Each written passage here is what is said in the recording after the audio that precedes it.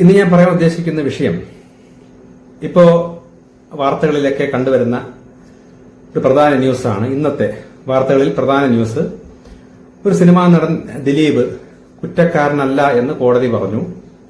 അപ്പൊ ഇരയ്ക്ക് അവിടെ നീതി കിട്ടിയോ കിട്ടിയില്ലേ, ഇതൊക്കെയാണ് പലരും എന്നെ ഫോൺ ചെയ്തും മെസ്സേജ് വിട്ടൊക്കെ ചോദിക്കുന്ന ഒരു സംശയം, ഒരു ചോദ്യം. ശരിക്കും ഈ ആൾ അല്ലെങ്കിൽ സിനിമാ നടൻ കുറ്റം ചെയ്തിട്ടുണ്ടെങ്കിൽ പണത്തിന്റെ സ്വാധീനത്താൽ പലരെയും വശീകരിച്ചും ഇതൊക്കെ ഇങ്ങനെയൊക്കെ ആക്കിയതാണെങ്കിൽ ദൈവത്തിന്റെ കോടതിയിൽ ശിക്ഷ കിട്ടില്ലേ? അല്ലെങ്കിൽ എന്തുകൊണ്ടാണ് തക്ക ശിക്ഷ ഈ ഭൂമിയിൽ തന്നെ കൊടുക്കാത്തത്? അപ്പൊ ഇങ്ങനത്തെ ചോദ്യങ്ങളാണ് പലരും ചോദിക്കുന്നത്. അതിൽ കൂടുതലും ശരിക്കും ദിലീപ് ആ സിനിമാ നടൻ കുറ്റക്കാരനാണ്, പക്ഷെ തെളിവുകളൊക്കെ നശിപ്പിച്ചത് കാരണം തൽക്കാലം ബുദ്ധിപരമായി ജയിച്ചു നിൽക്കുന്നതാണ് എന്നൊക്കെയാണ് പലരും പറയുന്നത്. അപ്പൊ എന്നോട് അഭിപ്രായം ചോദിക്കുമ്പോൾ ഇതൊന്ന് പ്രാർത്ഥിച്ചിട്ട് ശരിക്കും ഇവിടെ എന്താണ് സംഭവിക്കുന്നത് എന്നൊന്ന് പറയൂ എന്നൊക്കെ പലരും ചോദിക്കുമ്പോൾ എനിക്ക് ഈ വിഷയത്തെക്കുറിച്ച് പ്രത്യേകിച്ച് പ്രാർത്ഥിച്ച് ഒരു ഉത്തരം പറയേണ്ട ആവശ്യം വരുന്നില്ല. കാരണം പല സംശയങ്ങളും കാര്യങ്ങളൊക്കെ വളരെ വിഷമത്തോടെയും ദുഃഖിച്ചും ഞാൻ ദൈവത്തോട് പല കാര്യങ്ങളെക്കുറിച്ചൊക്കെ ചോദിച്ചിട്ടുണ്ട്.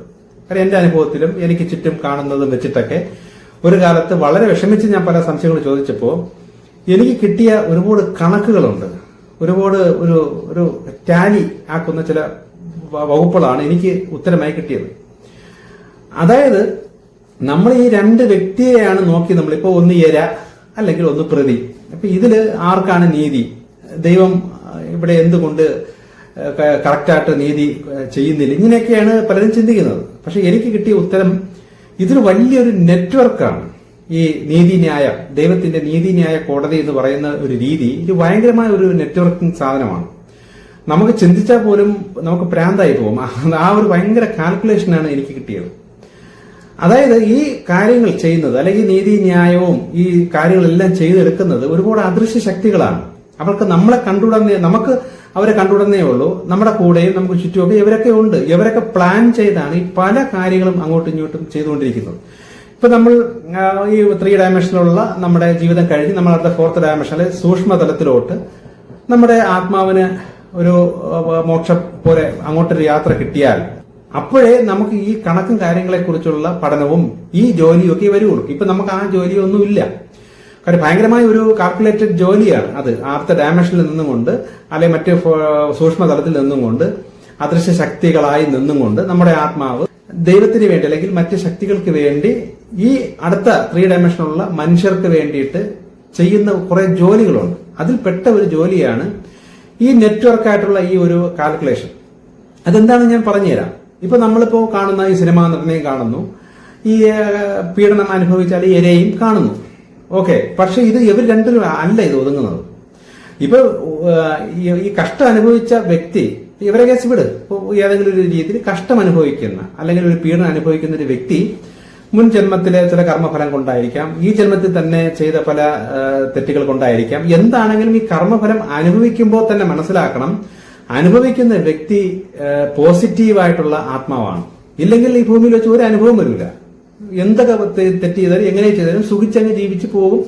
പിന്നെ ആ ആത്മാവ് മറ്റ് നെഗറ്റീവ് ഡയമെൻഷനിലോട്ടായിരിക്കും പോകുന്നത്. പിന്നത്തെ കാര്യം പിന്നെ. പക്ഷെ ഈ ഭൂമിയിൽ വെച്ച് തന്നെ എന്തെങ്കിലും കഷ്ടങ്ങളോ പ്രശ്നങ്ങളോ അനുഭവിക്കുമ്പോൾ വിചാരിച്ചു കൊള്ളണം ആ ആത്മാവ് പോസിറ്റീവാണ്. അപ്പം എന്നോ എവിടെയോ എപ്പോഴൊക്കെയോ ഏതൊക്കെയോ രീതിയിൽ ആത്മാവിന് വിരുദ്ധമായ രീതിയിൽ ചില സുഖങ്ങളും സന്തോഷങ്ങളും അനുഭവിച്ചത് കൊണ്ടാണ് തെറ്റായ രീതിയിൽ, അതായത് ആത്മാവിന് ഇഷ്ടമില്ലാത്ത രീതിയിൽ മറുഭാഗത്ത് ചെയ്യാത്ത തെറ്റിനും അല്ലെങ്കിൽ മറ്റു ചില മേഖലയിലൂടെ കുറെ കഷ്ടവും വിഷമവും ഒക്കെ അനുഭവിക്കേണ്ടി വരുന്നത്. ഇതിങ്ങനെ ടാലിയായി പോകുന്നതാണ്. അപ്പൊ ഇതിന് വേണ്ടിയിട്ട് അതിന് യോഗ്യനായി നിൽക്കുന്ന ഏതെങ്കിലും ഒരു അഹങ്കാരം പിടിച്ചൊരു വ്യക്തിയെയോ അല്ലെങ്കിൽ ഇത് കാമം കൂടി നിൽക്കുന്ന വ്യക്തിയോ അല്ലെങ്കിൽ പ്രതികാര മനസ്സായിട്ട് നിൽക്കുന്ന ഏതെങ്കിലും ഒരു വ്യക്തിയെ അതിന് ഒരു നിമിത്തമായി വരുന്നതാണ്.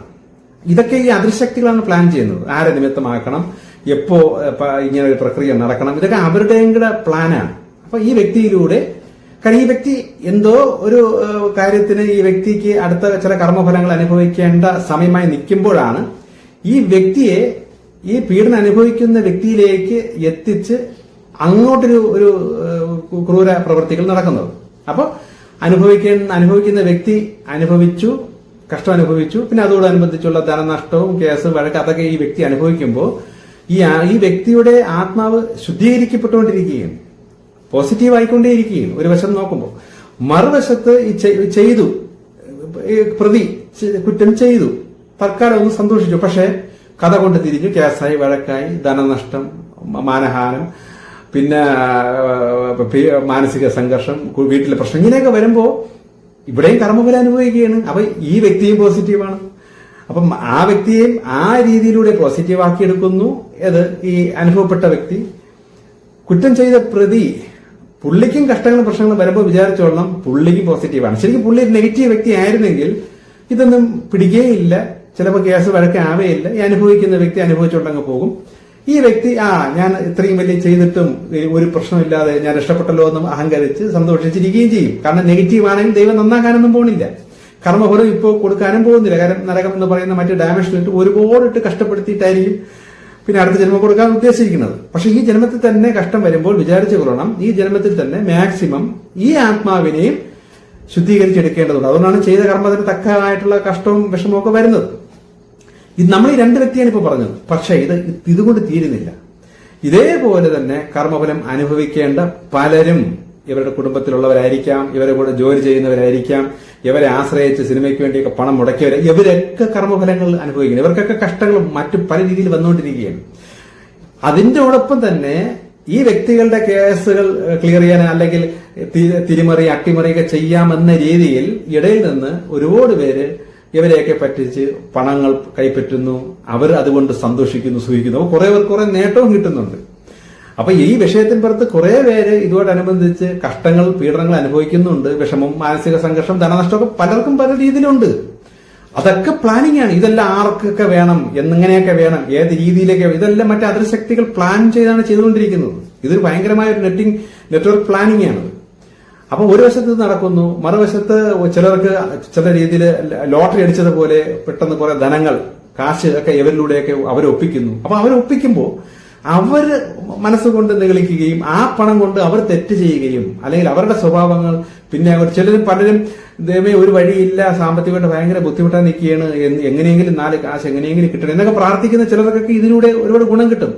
ചിലപ്പോൾ ചില വക്കീലന്മാർക്ക് ഗുണം കിട്ടിക്കാണും, ചിലർക്ക് ചില പോലീസ് ഉദ്യോഗസ്ഥർ ഗുണം കിട്ടിക്കാണും, നമുക്ക് അറിഞ്ഞൂടാ. പക്ഷെ എന്റെ ദൈവം പറയുന്ന അല്ലെങ്കിൽ ആ പറഞ്ഞു തന്ന തിയറി വെച്ചിട്ട് പലർക്കും പല രീതിയിൽ ഗുണങ്ങളും കിട്ടുന്നുണ്ട്, പലർക്കും പല രീതിയിൽ കഷ്ടങ്ങൾ അനുഭവിക്കുന്നുണ്ട്. അപ്പൊ പലരുടെ കർമ്മഫലങ്ങളും അവിടെ ബാലൻസ് ആവേ. ഇനി ഇപ്പൊ ഗുണം കിട്ടുന്നവരുടെ വശം നോക്കാം. ഈ ഗുണം കിട്ടുമ്പോൾ ഈ അദൃശ്യ ശക്തികൾ അവരെയും വാച്ച് ചെയ്യും. ഈ ഗുണം കിട്ടുന്നവർ അവരെ എങ്ങനെയാണ് അടുത്ത നീക്കങ്ങൾ. അപ്പൊ അവർ ആ കാശ് കൊണ്ട് അല്ലെങ്കിൽ കുറച്ചൊന്ന് അഹങ്കരിച്ച് അവർ പിന്നെ ചെയ്യുന്ന ചില കർമ്മങ്ങളുടെ ഫലം അവർക്ക് മറ്റു രീതിയിൽ പിന്നെ കൊടുക്കേണ്ടി വരും. ഇത് വേറെ വശത്തൂടി അതും ഇങ്ങനെ നടന്നുകൊണ്ടിരിക്കും. അപ്പം അവര് നോക്കുമ്പോൾ ഇതുവഴി കുറച്ച് പണം കിട്ടി, കുറച്ചു ദിവസം കഴിയുമ്പോൾ മക്കൾ വഴിയോ അല്ലെങ്കിൽ ഏതെങ്കിലും വഴി കൂടെ ധനം നഷ്ടപ്പെടുന്നുണ്ട്. കാരണം അവരുടെ കർമ്മഫലം തീരണ്ടേ. അപ്പൊ അവരും കിടന്ന് വിഷമിക്കുന്നത്, അയ്യോ കിട്ടിയ അത്രയും, അയ്യോ മറ്റു വേറെ വഴി കൂടെ നശിച്ചു പോയല്ലോ എന്ന രീതിയിൽ അവർക്കും വരും. ചിലർക്ക് ആ കാശ് കൊണ്ടുവന്ന് നല്ല ഗുണങ്ങൾ കിട്ടിക്കാണും. ഇങ്ങനെ പല രീതിയിലാണ് ഈ ഏതെങ്കിലും ഒരു വ്യക്തിയുടെ അല്ലെങ്കിൽ ഒരു ചെറിയ സംഭവത്തിലൂടെ പല വ്യക്തികളുടെയും കാര്യങ്ങളാണ് ഇങ്ങനെ ബാലൻസ് ആയി പോകുന്നത്. ഇനി ഇതിനോടൊപ്പം തന്നെ വേറെ രീതിയുണ്ട്. ഇപ്പൊ ഉദാഹരണത്തിന് ഈ പ്രതി അപ്പോഴത്തെ ചില വൈരാഗ്യത്തിലോ ദേഷ്യത്തിലോ കയറി ചെയ്തു. അപ്പൊ അതിനുവേണ്ടി ചില ഈ ഗുണ്ടകളെ പോലെയുള്ളവരെയൊക്കെ സംഘടിപ്പിച്ച് വെച്ചു. അപ്പൊ ഈ ഗുണ്ടകളെ പോലെയുള്ളവരെ സംഘടിപ്പിക്കണമെന്നും ഈ പ്രതിയുടെ കയ്യിൽ ഏത് ഗുണ്ടകൾ വന്ന് വീഴണമെന്നും ഒക്കെ മറ്റു അതിർശക്തികൾ പ്ലാൻ ചെയ്യുന്നതാണ്. അതുകൊണ്ടാണ് ഇവർക്ക് ഇങ്ങനെയൊക്കെ തോന്നണത്. ഈ തോന്നലാണല്ലോ ഇവരൊക്കെ ചെയ്യിക്കുന്നത്. ഈ അതിർശക്തികളിലാണ് ഈ തോന്നിപ്പിച്ചും നിമിത്തം ഉണ്ടാക്കിച്ചും ഇതൊക്കെ ചെയ്യുന്നത്. അപ്പം ഈ ഗുണ്ടകളെ തന്നെ ഇവർക്ക് സമീപിക്കാൻ ചിലപ്പോൾ തോന്നും. അപ്പൊ ആ ഗുണ്ടകളെ പിടിച്ച് കുറച്ച് നാളകത്തിടാനും അവർക്ക് ചില കർമ്മങ്ങൾ അനുഭവിച്ച് തീർക്കാൻ പ്ലാൻ ചെയ്ത് വെച്ചേക്കായിരിക്കും. അപ്പൊ അതിനൊരു നിമിത്തമായിട്ട് ഈ വ്യക്തിയെ ഉപയോഗിച്ചെന്നിരിക്കും.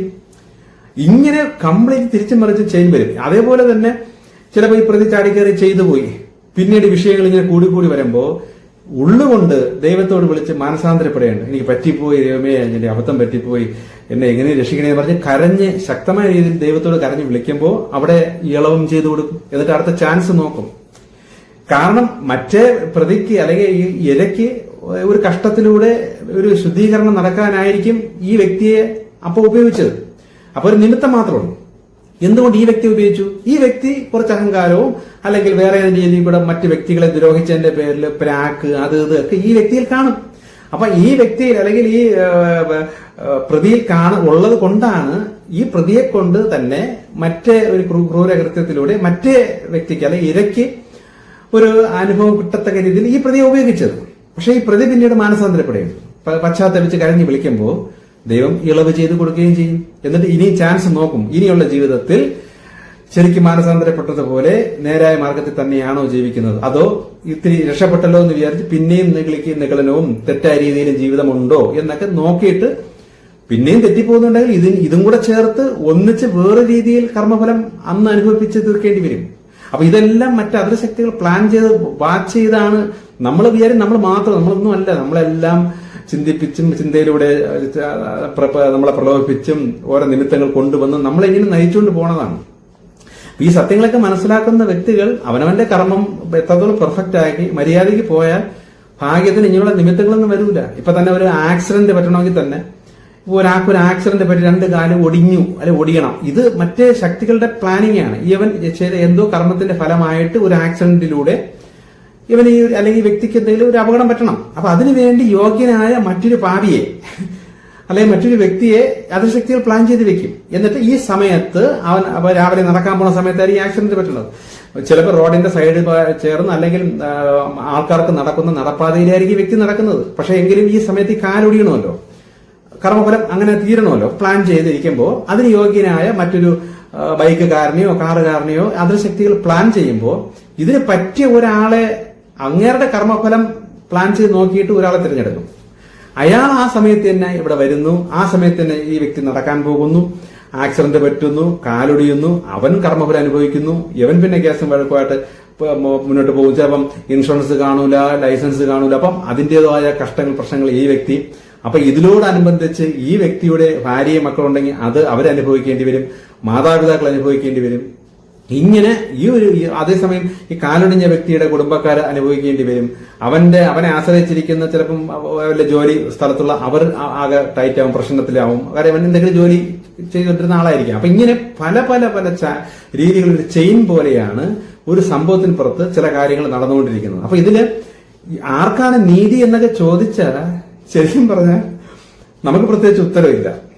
ഇതൊക്കെ മരണശേഷം, ഇപ്പൊ ഒരു ആയുസ് തീർന്നതിന് ശേഷം, ഭൂമി വിട്ടു പോയതിനു ശേഷം അപ്പോഴേ ഈ ബാലൻസിങ് നമുക്ക് അറിയാൻ പറ്റുള്ളൂ. എത്രത്തോളം എന്തൊക്കെ ബാലൻസ് ആയി, കർമ്മഫലം ഇനി എത്ര മിച്ചമുണ്ട്, എത്രത്തോളം നല്ലത് ചെയ്ത് തീർത്തു, എന്തൊക്കെയാണ് ഇനി അനുഭവിച്ച് തീരാൻ, കഷ്ടം അനുഭവിക്കാൻ വേണ്ടി എത്ര ബാക്കിയോ, ഇതൊക്കെ മരണത്തിന് ശേഷമേ അറിയാൻ പറ്റുള്ളൂ. അതുവരെ ചാൻസ് ഉണ്ട്.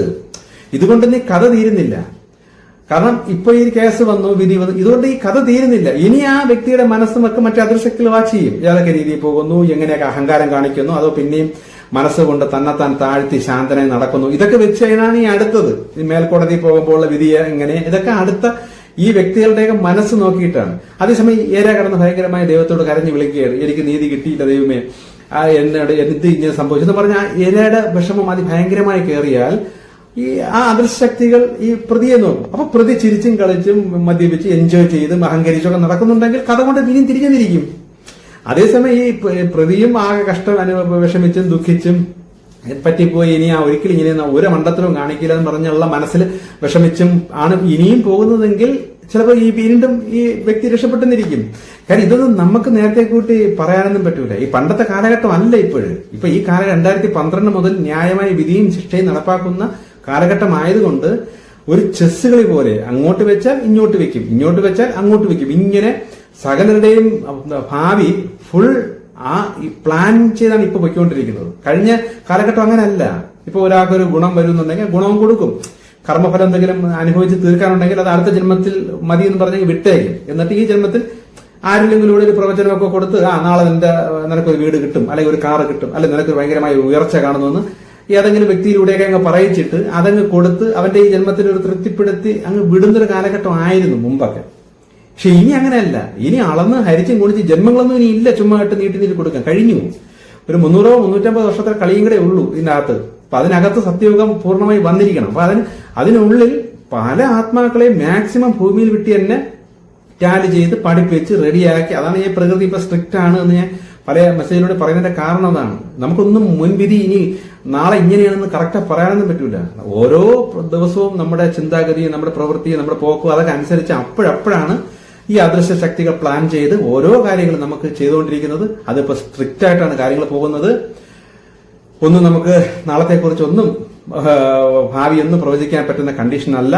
ആ കാലഘട്ടമൊക്കെ കഴിഞ്ഞു. അപ്പോഴുള്ളത് അപ്പോഴപ്പോഴാ തീർത്ത് ക്ലിയർ ചെയ്ത് കൊണ്ടുപോകുന്ന ഒരു കാലഘട്ടം.